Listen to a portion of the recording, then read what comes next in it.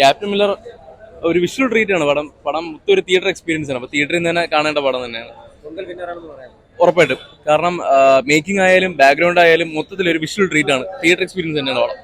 ഒരു രക്ഷയില്ല. അരുൺ മാധേശ്വരന് കയ്യടി കൊടുക്കണം. കാരണം ഇതിനു മുമ്പുള്ള 2 പടം കണ്ട നമുക്കറിയാം, റോക്കിയും സാണി കായതും. പക്ഷെ ഇത് ഗ്രാൻഡ് സ്കെയിലിൽ എടുത്തിട്ടുണ്ട്. ധനുഷിന്റെ ഒരു കിടിലം പെർഫോമൻസ്. മേക്കിങ്ങിനാണ് ഫസ്റ്റ് കയ്യടി കൊടുക്കേണ്ട. കാരണം ഈ ഒരു 2 മണിക്കൂർ 40 മിനിറ്റോളം മികച്ച രീതിയിൽ ഒരു രാഷ്ട്രീയം സിനിമ പറഞ്ഞിട്ടുണ്ട്. അത് സംഭാഷണം വഴിയും സീൻസ് വഴിയും ഒക്കെ മികച്ച രീതിയിൽ കൊണ്ടുവന്നിട്ടുണ്ട്.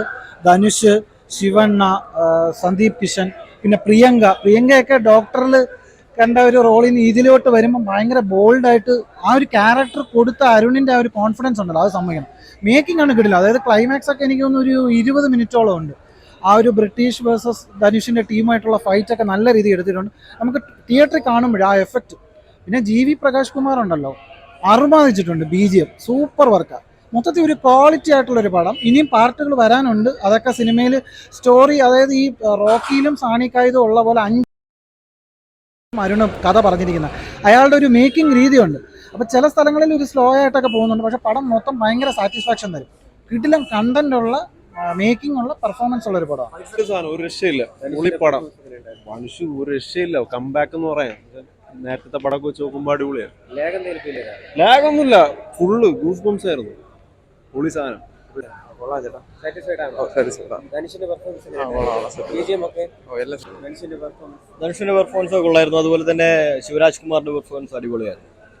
പിന്നെ എടുത്തു പറയേണ്ടതായിട്ട് മ്യൂസിക് ഡിപ്പാർട്ട്മെന്റ് അടിപൊളിയായിരുന്നു.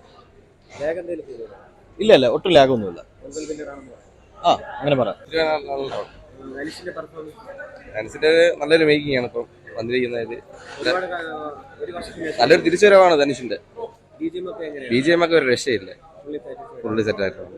നല്ല പടം. സൂപ്പർ പടം. അന്യായം. അടിപൊളി.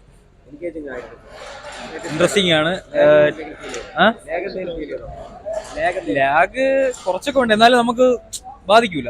പക്ഷെ പടം സൂപ്പറാണ്. തിയേറ്റർ എക്സ്പീരിയൻസ് ആണ്. വന്ന് കാണണം എല്ലാവരും.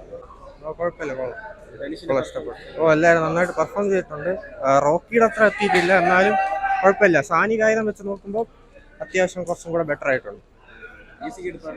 എന്തോ BGM മേക്കിംഗ് എല്ലാം നൈസ് ആയിട്ടുണ്ട്. പിന്നെ ആക്ഷൻ ക്ലൈമാക്സ് ഒരു 30 മിനിറ്റ്സോളം ആക്ഷൻ ഉണ്ട്. അതെല്ലാം നൈസ് ആയിട്ടുണ്ട്.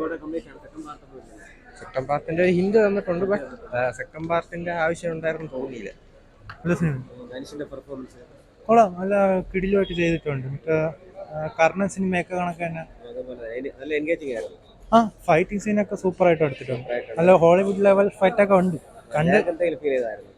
എനിക്ക് ലാഗൊന്നും തോന്നിയില്ല. ചിലർക്ക്